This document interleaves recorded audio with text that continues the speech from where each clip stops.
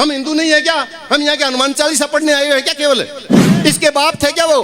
खिलजी, तुर्क, पठान, मिये, इसके बाप थे क्या? और मैं कहता हूं कौन मुसलमान जिस मुसलमान का मंदिर के आगे जाता ही हाथ नहीं जुड़े, मैंने ऐसा मुसलमान नहीं देखा। जो इनके खिलाफ बोले वो पाकिस्तान का, और जो इनका आंख बंद करके समर्थन करे वो हिंदू। कि दोनों को मिला के हमें गुट्टी क्यों पिलाते हो? जब तुम वहां दिल्ली में बैठ के मौज करते हो तो हमारी लड़ाइयां किस बात की करवा रहे हो? ये बात कहना चाहता हूं। इन्होंने अतीक को मारा, हमें कोई तकलीफ नहीं, अतीक को खूब मारो। अगर अतीक गुंडा है तो अतीक पे 102 मुकदमे थे।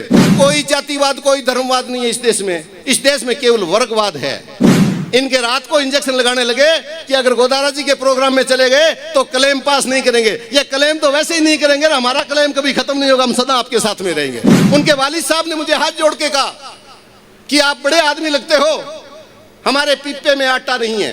ये प्रजातंत्र नहीं, ये भीड़ तंत्र है, और षड्यंत्रकारी लोगों के द्वारा भीड़ का दिमाग खराब करके और हमें उकसा के और हिंदू और मुसलमान की लड़ाई करवा के अमन चैन भाईचारा हमारा बिगाड़ते हैं। वो चाहता है कि इसी तरह मजदूर बना रहे, इसी तरह हमारे पैरों में लौटे ये। और हम लोगों को अगर ये काम करना है तो एक ध्यान रखें, 14% अगड़ा है और 86% जो आप मेरे सामने बैठे हो जो ठेके लेते हैं ना हिंदुत्व का। मैं आपको एक गंभीर बात बताना चाहता हूं। भारत के अंदर 72 बूचड़ खाने हैं। कानून ने 72 बूचड़ खाने पास किए हैं, उसमें से 3 बूचड़ खाने सबसे बड़े हैं, और जो सबसे बड़ा बूचड़ खाना है वो दक्षिण भारत के आंध्र प्रदेश में से निकला हुआ नया राज्य तेलंगाना है। और तेलंगाना का एक मेडक जिला है, उसमें 450 एकड़ जमीन के अंदर पशु कटते हैं रोजाना। 450 एकड़ आप नहीं समझेंगे, सीकर की 986 भूमि तेलंगाना की 450 एकड़ होती है।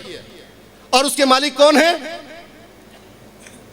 उसके मालिक है सतीश सब्रवाल। और नाम क्या है उस बूचड़ खाने का? अल कबीर। ये बात दोनों कहां से सीख के आया भाई? तेने उसका नाम शिवजी क्यों नहीं रखा? क्या बात हुई? दूसरा बूचड़ खाना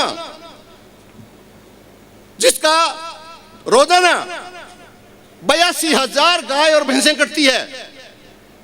और उस बूचड़ खाने का मालिक कौन? उस बूचड़ खाने का मालिक संतोष सूद। और तीसरा बूचड़ खाना अल नूर। और अल नूर का मालिक कौन? संतोष पंजाबी। मैं ये पूछना चाहता हूं कि अल नूर और अल कबीरा क्यों रखते हो? इसका मतलब यह है, और उनसे पूछा गया, सबरवाल से पूछा गया कि आप हिंदू होते हुए स्लॉटर हाउस कैसे चलाते हो? तो उसने ये कहा व्यापार अलग चीज है और धर्म अलग चीज है। तो मैं यही कहना चाहता हूं इन सिरफिरों को कि दोनों को मिला के हमें गुट्टी क्यों पिलाते हो? जब तुम वहां दिल्ली में बैठ के मौज करते हो तो हमारी लड़ाइयां किस बात की करवा रहे हो? ये बात कहना चाहता हूं। मणिपुर में आदिवासियों की, हमारी आपकी, पैसे वालों की नहीं, चौधरी कुंभाराम ने वर्ग चेतना के लिए किताब लिखी और उस किताब का विस्तार किया। जो सामने विराज रहे महाराज साहब, चेतनानंद जी महाराज साहब, इन्होंने लाखों किताबें बांटी है। उन्होंने ये लिखा कोई जातिवाद, कोई धर्मवाद नहीं है इस देश में। इस देश में केवल वर्गवाद है। एक अगड़ा है और एक पिछड़ा है। अगर अगड़े को पिछड़ा जीने देना चाहता है बहुत अच्छी बात है, लेकिन अगड़ा कभी पिछड़े को जीने ही नहीं देना चाहता। वो चाहता है कि इसी तरह मजदूर बना रहे, इसी तरह हमारे पैरों में लौटे ये। और हम लोगों को अगर ये काम करना है तो एक ध्यान रखें, 14% अगड़ा है और 86% जो आप मेरे सामने बैठे हो ये 86% हो। और 86% ये प्रजातंत्र है।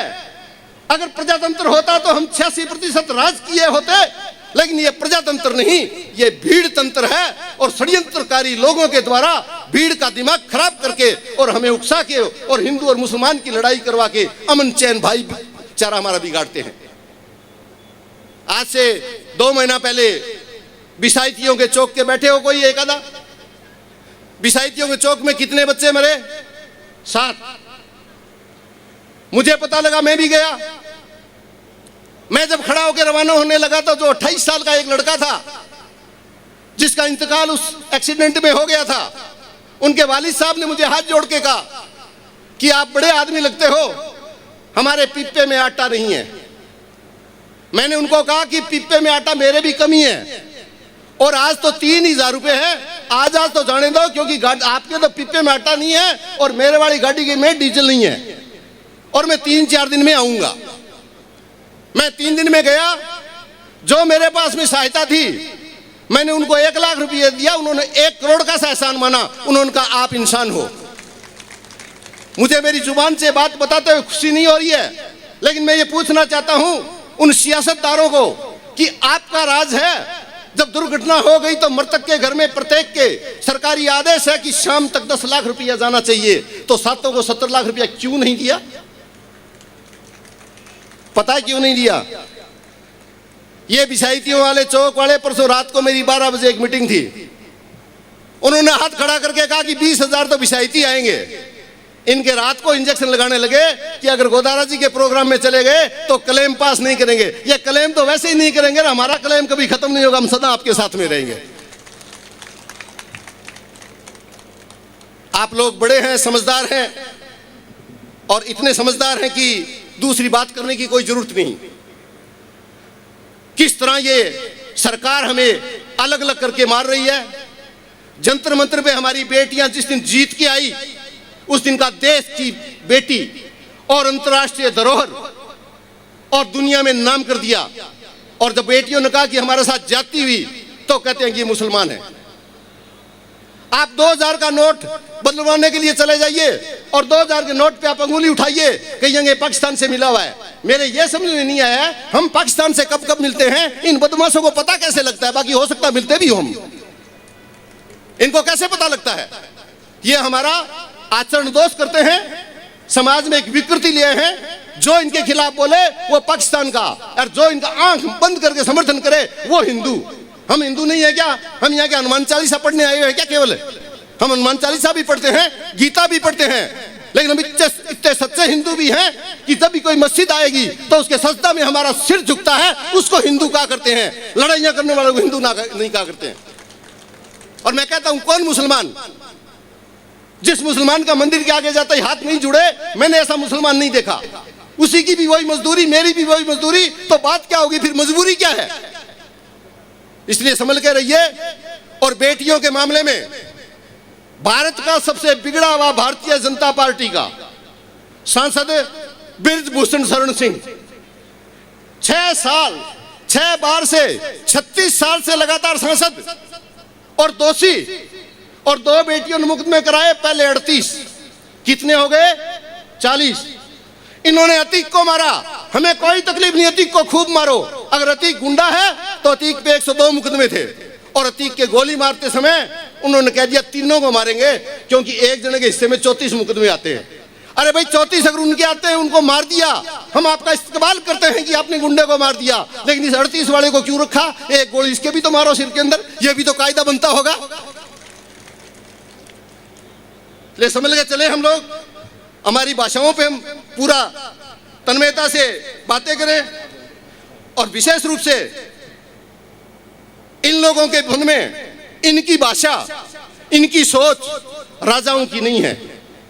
राजा वो हुआ करता है जो सहर्द हुआ करता है, राजा वो हुआ करता है जो दया रखा करता है। आज से 8 दिन पहले सनातन नाम का विवाद चला, तो गजेंद्र सिंह जी जोधपुर वाले केंद्र में मंत्री, जो मुख्यमंत्री के बराबर के ओहदे के आदमी हैं, पता है क्या कह रहे हैं? कई मल्लिकार्जुन खड़गे इसके बाप थे क्या? वो खिलजी, तुर्क, पठान, मिये इसके बाप थे क्या? ये बातें शोभा नहीं देती। मैं तो गजेंद्र सिंह जी को इतना ही कहना चाहूंगा, वो किसके बाप थे? आप जोधपुर जयपुर वाले दोनों जानते हो, क्यों बिना काम अनुसूचित जाति के आदमी को बदनाम करते हो? हल्की बातें नहीं, मजबूती के साथ इकट्ठा रहिए।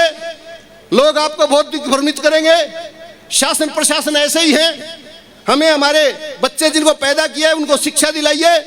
सभी से निवेदन करूंगा कि अपराध से दूर रहिए और जब आप अपराध से दूर रहेंगे और आपके हमारे बच्चे पढ़ेंगे तो फिर मैं इस बात की खुशी मानूंगा कि मैंने एक कार्यक्रम कराया, उसमें मेरे मोतियों से महंगे आप जो 1000-1500 लोग आए हैं, मैं दोनों हाथ जोड़ के आपका स्वागत करना चाहूंगा।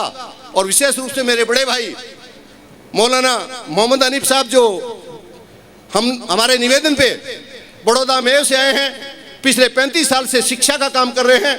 आप इसी तरह काम करवाते रहिएगा, हम इसी तरह प्रेम रखेंगे, हम किसी के खिलाफ नहीं बोलेंगे, लेकिन हमारे खिलाफ कोई काम होगा तो उसमें इकजाई होकर उसका विरोध पक्का करेंगे। इस विचारधारा के साथ आपके बीच में आया हूं। आपने मान सम्मान किया, आपने बोलने का मौका दिया। कुछ अल्फाज हो सकता है गलत हो, ये जीवा बिना हड्डी की है, न जाने कहां घूम जाती है। अगर घूम गई हो, वैसे तो मैं मजदूर किसान का शिक्षित बेटा हूं, जुबान वही घूमती है जहां मेरी सोच घूमती है। मेरी सोच भी सीधी है तो मेरी जबान भी सीधी है। और ये कहना चाहूंगा, और आज मैं निवेदन करना चाहूंगा गवर्नर साहब को, हाथ जोड़ के कहना चाहता हूं, अगर आज यहां लोग कम आए हैं तो आपके चरणों की तरफ हाथ करके कहना चाहता हूं, ये कोई कम नहीं है, ये अपने आप में एक संस्थागत आदमी है, ये सोच के लोग हैं, ये महत्वपूर्ण लोग हैं। और ये भी कहना चाहूंगा, इसी में, यहीं इसी मैदान में 1 महीने के बाद में यही कार्यक्रम मुसलमान, जाट और दलित का करवाऊंगा। अगर उसमें 1 लाख आदमी नहीं आए तो मेरी गारंटी है, आप हाथ खड़ा करके करो कि समर्थन करोगे कि नहीं करो।